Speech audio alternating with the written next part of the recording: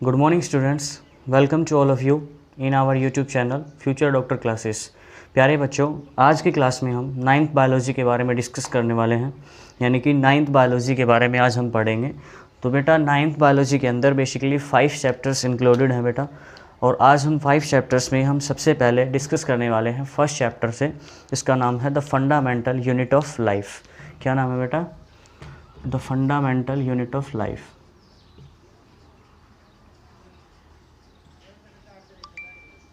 The fundamental unit of life. ठीक है बेटा, आज हम इस फर्स्ट चैप्टर के बारे में डिस्कस करने वाले हैं। कुछ बच्चों के मन में शायद डाउट होगा जब वो वीडियो देखेंगे, तो बेटा मैं बता दूं आप लोगों को कि क्लास टाइम में जो अपना हुआ है फंडामेंटल यूनिट ऑफ लाइफ से जितना हम लोगों ने कवर किया है, उस चीज़ को आप अच्छे से तैयार भी कर लिया होगा, आप लोगों ने लिख भी लिया होगा। लेकिन बेटा आज हम इस वीडियो में बिल्कुल शुरुआत से स्टार्ट करेंगे, बिल्कुल बेसिक से, तो आपका रिवाइज हो जाएगा। तो इसमें आपका बेनिफिट है, आप इस चीज़ के लिए टेंशन ना लें कि सर हमें फिर से करवा रहे हैं या फिर हमारा हो चुका है। तो कोई बात नहीं बेटा, अगर हो गया है तो यहाँ से थोड़ा सा आप फ़ायदा उठाइए, क्योंकि आपके लिए रिवीजन होगा, और जो नए बच्चे जुड़ रहे हैं उनके लिए बिल्कुल बेसिक से स्टार्ट हो जाएगा। तो इस चीज़ के बिल्कुल भी टेंशन ना लें।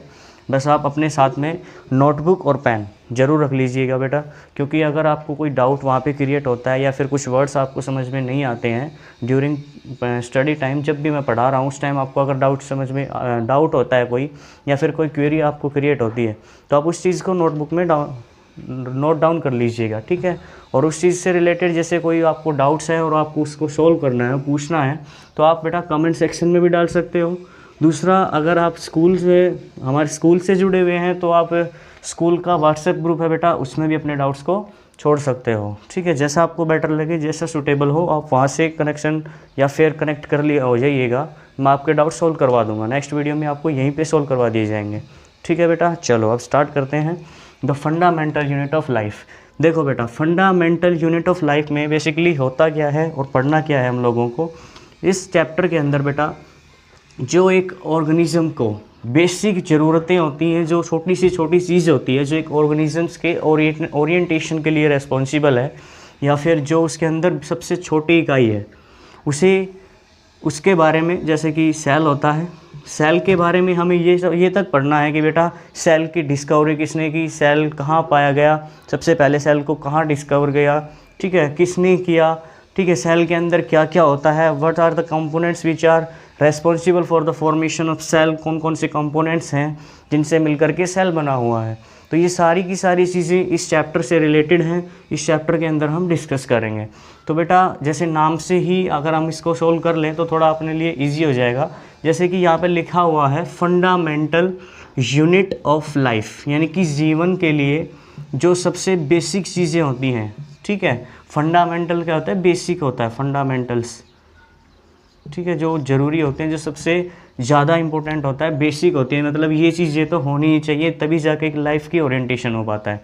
और यूनिट का मतलब होता है बेटा इकाई। ठीक है, वो चीज़ कौन सी है जो एक लाइफ के लिए रेस्पॉन्सिबल है या फिर ज़रूरी होती है। तो उस चीज़ के बारे में बेटा अगर हम डिस्कस करें या फिर आपको बता दूं कि जो फंडामेंटल यूनिट ऑफ लाइफ होता है वो क्या है? सेल है। एक जीवन के जीने के लिए या फिर एक ऑर्गेनिज्म की फॉर्मेशन के लिए जो सबसे ज़रूरी है, छोटी से छोटी जो इकाई है, वो क्या है? सेल है। तो बेटा इसकी डेफिनेशन अगर आप लिखेंगे तो वो आपको कैसे लिखनी है? सेल ये क्या है बेटा? स्ट्रक्चरल और फंक्शनल यूनिट है। क्या है? Structural and functional unit of life. It is the structural and functional unit of life. ठीक है बेटा, ये जो सेल है ये क्या है? स्ट्रक्चरल और फंक्शनल यूनिट है लाइफ की। स्ट्रक्चरल का मतलब होता है बेटा संरचनात्मक, जो होता है संरचनात्मक, और फंक्शनल होता है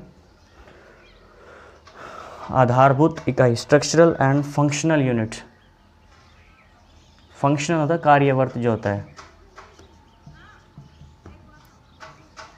ठीक है, इकाई होती है जो मतलब सेल्स जो ऑर्गेनिज्म है उसके अंदर सबसे छोटी स्ट्रक्चरल और फंक्शनल यूनिट क्या है, सेल होती है। ठीक है बेटा, अब आगे हम नेक्स्ट स्लाइड पे डिस्कस करेंगे कि सेल की डिस्कवरी कब हुई, कौन से सन में इसको डिस्कवर किया गया, किसने इसको डिस्कवर किया। ठीक है, फिर आगे जैसे बढ़ेंगे तो उसमें हम डिस्कस करेंगे कि सेल किससे मिलकर बना हुआ है। ठीक है, सेल के अंदर कौन कौन से कंपोनेंट होते हैं, प्रोटोप्लाज्मिक क्या है, एपोप्लाज्मिक क्या होता है, साइटोप्लाज्म क्या है, सेल वॉल क्या है। तो ये सारी की सारी बेसिक चीज़ें आज हम इस चैप्टर के अंदर ही डिस्कस करने वाले हैं। ठीक है बेटा, इसको थोड़ा सा लिख लीजिएगा जिन्होंने नहीं लिख रखा है, फिर हम आगे बढ़ते हैं, नेक्स्ट स्लाइड से स्टार्ट करते हैं। ठीक है, चलो बेटा, अब हम बात कर लेते हैं सेल की डिस्कवरी के बारे में। सेल को डिस्कवर किसने किया, किसने बताया सेल के बारे में।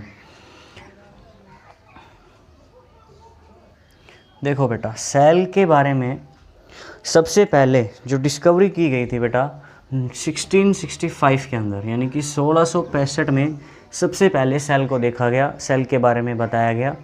उसके बारे में बताने वाला कौन था, रॉबर्ट हुक। कौन था बच्चा, रॉबर्ट हुक। ये वो महान व्यक्ति थे जिन्होंने सबसे पहले सेल के बारे में बताया। इन्होंने जब सेल को देखा बेटा तो इन्हें सेल कैसा दिखाई दिया, छोटे छोटे बॉक्स लाइक स्ट्रक्चर दिखे इनको। ठीक है, ऐसे छोटे छोटे बॉक्स लाइक स्ट्रक्चर इनको दिखा जब इन्होंने अपनी खुद की डिज़ाइन की हुई माइक्रोस्कोप में इसको देखा। ठीक है, तो उन्हें ऐसी कुछ स्ट्रक्चर दिखाई दी जब इन्होंने फर्स्ट टाइम सेल को ऑब्जर्व किया। तो बेटा इन्होंने छोटे छोटे बॉक्स के बेसिस पे, यानी कि जो बॉक्स दिख रहे थे इन्होंने इन बॉक्स को देखते हुए इनके बिहाफ पे सेल को क्या कहा, सेलुला। सेलुला कहा। सेलुला क्या होता है बेटा, जो छोटे छोटे लिटिल रूम होते हैं, क्या होते हैं, लिटिल रूम्स। लिटिल रूम्स को बोला जाता था क्या, सेलुला। ठीक है, तो इन्हें छोटे छोटे बॉक्सेस दिखे, उनको इन्होंने एक रूम की तरह लेते हुए, समझते हुए उस चीज़ का नाम क्या रख दिया, सेलुला रख दिया। लेकिन जैसे जैसे उन्होंने इसके बारे में पता लगाया तो उन्होंने सेलुला को हटा करके सिर्फ सेल ही इसका नाम रखा। क्या रखा, सेल। ठीक है, जिसे आप हिंदी में बड़े अच्छे से पढ़ते हो, सुनने को भी मिलता है, कोशिका। ठीक है, तो हिंदी में इसे क्या बोलते हैं, कोशिका बोलते हैं, इंग्लिश में होता है सेल। तो सबसे पहले सेल की डिस्कवरी रॉबर्ट हुक ने की 1665 के अंदर। उन्होंने जब इस सेल को ऑब्जर्व किया तो उन्हें बॉक्स लाइक स्ट्रक्चर्स दिखे। ठीक है, और बेटा एक बात और यहाँ से, रॉबर्ट हुक ने सेल को देखा कहाँ था, सबसे पहले सेल को डिस्कवर कहाँ किया, किसके अंदर किया, तो वो था बेटा कॉर्क के अंदर। जो अपना बार्क होता है, क्या होता है, बार्क, छाल जिसे बोलते हैं। ठीक है, छाल जो होता है पेड़ के अंदर उसे बोलते हैं बार्क। और इन्होंने सबसे पहले बार्क के अंदर सेल को डिस्कवर किया था रॉबर्ट हुक ने 1665 के अंदर। ठीक है बेटा, ये थोड़ी सी इन्फॉर्मेशन थी सेल के बारे में। सेल की डिस्कवरी कहाँ हुई, कॉर्क के अंदर। किसने की, रॉबर्ट हुक ने। कब की, 1665 के अंदर। और इन्होंने सबसे पहले फर्स्ट में सेल को सेलुला नाम दिया। क्यों, क्योंकि ये लुकिंग लाइक लिटिल रूम्स की तरह दिखते थे, इसीलिए इनको सेलुला बोला गया। लेकिन जैसे जैसे साइंटिस्ट ने इनके बारे में डिस्कवर किया, नॉलेज हुई, तो उन्होंने सेलुला को काट करके क्या कर दिया, सेल बोल दिया। ठीक है, ठीक है बेटा, यहाँ तक समझ में आया। चलो अब इस अगले के लिए जो नेक्स्ट हम डिस्कस करने वाले हैं उसे हम नेक्स्ट स्लाइड पे मूव करते हैं बेटा, वहाँ चलते हैं, वहाँ पढ़ेंगे। बेटा बोर्ड छोटा है इसलिए थोड़ा सा प्रॉब्लम हो रहा है, तो आप एडजस्ट कीजिएगा, क्योंकि हम कोशिश कर रहे हैं थोड़े से टाइम में ज़्यादा से ज़्यादा पढ़ सकें। तो बेटा मैं इसको रिमूव करता हूँ, फिर हम आगे बढ़ते हैं। ठीक है बेटा, सेल के डिस्कवरी के बारे में पता किया, सेल को किसने डिस्कवर किया। उसके बाद हम बात करते हैं बेटा, सेल जो इन्होंने डिस्कवर की थी, जो सेल 1665 में डिस्कवर हुआ था बच्चा, वो सेल था डेड सेल। क्या था, डेड सेल। डेड सेल की डिस्कवरी किसने की, रॉबर्ट हुक ने। रॉबर्ट हुक ने। लेकिन बेटा डेड सेल से रिलेशन क्या था, वो तो उसी टाइम के लिए थोड़ा सा आश्चर्यजनक था, सरप्राइज था कि भाई डेड सेल, चलो किसी ने सेल के बारे में तो डिस्कवर किया, तो उस चीज़ के लिए इन्हें एक्सेप्ट कर लिया गया, क्योंकि सबसे पहले बताने वाले यही थे कि सेल भी कुछ चीज़ होती हैं एक ऑर्गेनिजम्स के अंदर। तो उस डेड सेल के अंदर इन्होंने डिस्कवर किया था सबसे पहले सेल को। फिर बात करते हैं सेल के बाद जो इन्होंने लिविंग सेल के बारे में डिस्कवरी की गई। लिविंग सेल, बेटा लिविंग सेल किसने डिस्कवर की? लेवेनहुक ने। किसने? लेवेनहुक। लेवेनहुक ने सबसे पहले लिविंग सेल को डिस्कवर किया इन केस ऑफ बैक्टीरिया। ठीक है, बैक्टीरिया के केस में इन्होंने लिविंग सेल को डिस्कवर किया, या फिर हम ओनियन पिल्स को भी यहाँ ले सकते हैं बेटा। ओनियन पिल के अंदर लिविंग सेल को डिस्कवर किया गया, किसके द्वारा? लेवेनहुक के द्वारा। ठीक है, जहाँ तक कोई डाउट्स आई होप नहीं होगा। तो एक बार फिर से रिकॉल कर लेते हैं बेटा। सेल जो है 2 बार डिस्कवर किया गया सेल को। एक बार तो डेड सेल को 1665 में रॉबर्ट हुक के द्वारा। दूसरा लिविंग सेल के अंदर लिविंग सेल किसने डिस्कवर किया? लेवेनहुक ने। किसके अंदर? बैक्टीरिया एंड ओनियन पिल्स के अंदर देखने को मिला सबसे पहले जो लिविंग सेल था। ठीक है बेटा, इसके बाद हम बात करें सेल के अंदर which are components which are included in cell. Cell के अंदर कौन कौन से कंपोनेंट्स हैं जो होते हैं? तो बेटा वो सेल के कंपोनेंट्स क्या क्या हैं? नंबर 1 सेल वॉल, ठीक है, जैसे प्लाज्मा मेम्ब्रेन,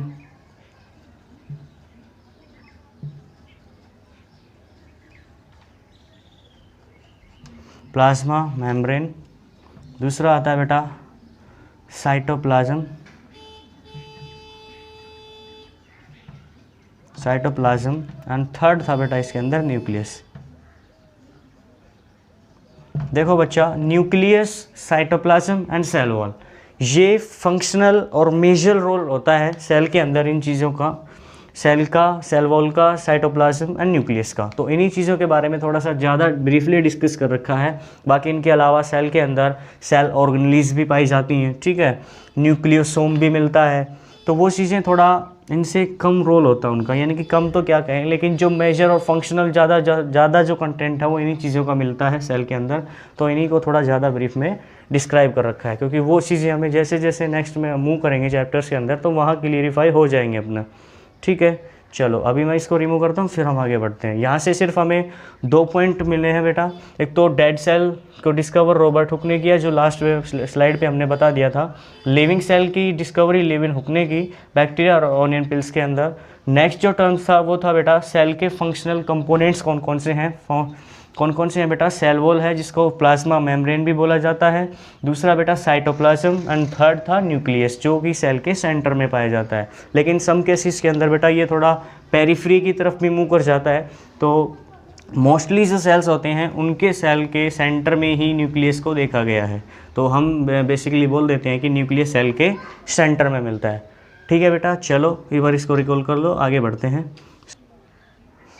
चलो बेटा अब आगे चलते हैं, डिस्कस करते हैं सेल से। बेटा इसके कंपोनेंट्स को डिस्कस करने से पहले मैं कुछ एक पॉइंट्स हैं वो नोट करवाना चाहूँगा आपको, कि जो सबसे छोटी सेल सिंगल सेल, सबसे छोटी सिंगल सेल कौन सा है, सबसे बड़ा सिंगल सेल कौन सा है, तो वो चीज़ आप एक बार नोट कर लीजिएगा। द स्मॉलेस्ट सिंगल सेल कौन सा होता है बेटा? PPLO। PPLO इसकी फुल फॉर्म होती है बच्चा pleura pneumonia like organism. Pleuro pneumonia like organism. ठीक है, ये होता है सबसे स्मॉलेस्ट सेल। इसका माइक्रोमीटर के अंदर चला जाता है, 0.5, 0.3 to 0.5 माइक्रोमीटर होता है। ठीक है, इसका जो साइज़ है। फिर बात करते हैं बच्चा सेकंड जो अपना आता है largest single cell. Largest single cell,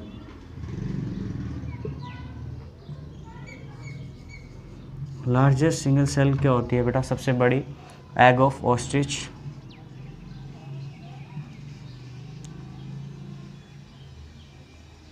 egg of ostrich, मतलब सबसे बड़ा अंडा होता है एग ऑस्ट्रिच का, यानी कि स्तुरमुर्ग का जो अंडा होता है सिंगल सेल का सबसे बड़ा रूप देखने को मिलता है, जिसे लार्जेस्ट सिंगल सेल बोला जाता है एग ऑफ ऑस्ट्रिच को। इसका साइज़ बेटा 18 सेंटीमीटर होता है। क्या होता है? 18 सेंटीमीटर। ये है लार्जेस्ट इन साइज़ के अंदर, ठीक है। लेंथ की बात करें यानी कि लॉन्गेस्ट सिंगल सेल कौन सा है? लॉन्गेस्ट सिंगल सेल बेटा नर्व सेल होती है। नर्व सेल जो ह्यूमन बीइंग के अंदर पाई जाती है, फिर एक हाईली ऑर्गेनाइज्ड बॉडी के अंदर, ऑर्गेनिजम्स के अंदर हमें देखने को मिलता है नर्व सेल्स, ठीक है। तो ये जो नर्व सेल हैं ये लॉन्गेस्ट होती हैं, यानी कि लॉन्गेस्ट सिंगल सेल होती है। इनकी 90 से 100 सेंटीमीटर के अप्रोक्स देखने को मिलता है बेटा। वैसे बात करें तो 1 मीटर के अप्रोक्स, ठीक है। 1 मीटर इनकी लेंथ होती है, सिंगल सेल होती है ये। 1 मीटर के अप्रोक्स इनकी लेंथ देखने को मिलती है। तो ये कुछ पॉइंट्स थे बेटा। स्मॉलेस्ट सिंगल सेल PPLO, ठीक है, जिसे बोलते हैं pleura pneumonia like organism. Second था largest single cell egg of ostrich जो 18 सेंटीमीटर होता है। और लॉन्गेस्ट सेल सिंगल सेल कौन सा था? नर्व सेल जो 19 से 100 सेंटीमीटर बात करें या फिर 1 मीटर के अप्रोक्स लेंथ देखने को हमें मिलती है सिंगल सेल के अंदर, ठीक है बेटा। ये कुछ पॉइंट्स थे, ये आप नोट डाउन कर लीजिएगा। इंपॉर्टेंट पॉइंट है बेटा, 1 मार्क्स का क्वेश्चन यहाँ से पुट हो जाता है आसानी से। तो इस चीज़ को थोड़ा नोट डाउन करें, थोड़ा सा रिवाइज करें। तब तक मैं इसको रिमूव करता हूँ, फिर हम नेक्स्ट स्लाइड पे आगे बढ़ते हैं। चलो बच्चा, अब हम जो लास्ट में टॉपिक छोड़ा था हमने सेल कंपोनेंट्स से जो थे इसके अंदर, सबसे पहला जो पॉइंट था बेटा वो था cell wall, sorry cell membrane था बेटा। वो थोड़ा सा इरेज कर लेना वहाँ पे, वहाँ हमने सेल वॉल लिखा है। क्या लिखा है? Cell wall. उसे थोड़ा सा इरेज कर लेना बच्चा, वहाँ सेल वॉल की जगह सेल मेम्ब्रेन आएगा, ठीक है। वहाँ थोड़ा सा ध्यान देना बेटा, वो थोड़ा जल्दी में हो गया। सेल वॉल की जगह सेल मेम्ब्रेन नोट कर लीजिएगा वहाँ पे, ठीक है। चलो अब फर्स्ट पॉइंट जो अपना है सेल मेम्ब्रेन, वो हम स्टार्ट करते हैं। Cell membrane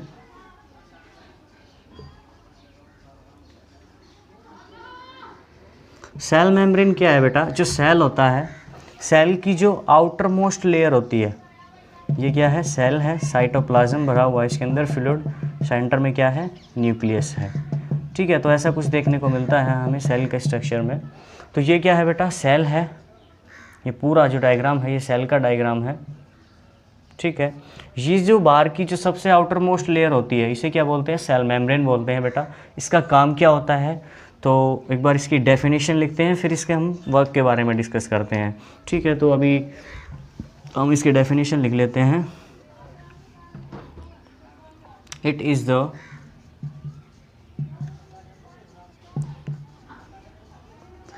outer most layer of a cell, ठीक है। ये किसी भी सेल का आउटर मोस्ट लेयर होता है, ठीक है। अब इसका फंक्शन क्या है बेटा? फंक्शन देख लीजिएगा। Function of cell membrane, function of cell membrane क्या होता है बेटा? इट सेपरेट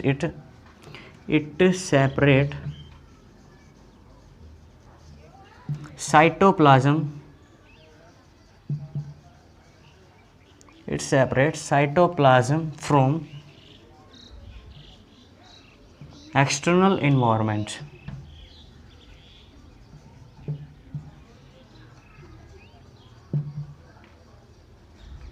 ठीक है बेटा। क्या करता है? एक्सटर्नल एनवायरनमेंट से सेपरेट करता है, अलग करता है। मान लो अगर एक सेल के अंदर, ये सेल था, इसके अंदर साइटोप्लाज्म था, बीच में न्यूक्लियस भरा हुआ न्यूक्लियस है। तो बेटा मान लो यहाँ पे सेल मेम्ब्रेन नहीं है, ये एब्सेंट है किसी भी सेल में, तो क्या होगा? जो साइटोप्लाज्म है वो डायरेक्टली इन्वायरमेंट के कनेक्शन में आ जाएगा, कांटेक्ट में आ जाता है। और बेटा ये जो साइटोप्लाज्म है यहाँ स्टेबल नहीं रह पाएगा। ये मतलब यूनिवर्स तो काफ़ी बड़ा है, इन्वायरमेंट के अगर टच में आ जाता है तो ये साइटोप्लाज्म जो है सारा का सारा यूनिवर्स में डिस्पर्स हो जाएगा, ख़त्म हो जाएगा, दिखेगा या नहीं, बचेगा नहीं इसके अंदर, ठीक है। तो ये क्या करता है? साइटोप्लाज्म को इन्वायरमेंट से सेपरेट करता है, ठीक है बेटा। इसके कुछ करैक्टर्स हैं सेल मेम्ब्रेन के, जैसे कि ये सेमी परमिएबल होता है, ठीक है। सेमी परमिएबल होता है, ठीक है, सिलेक्टिवली परमिएबल होता है,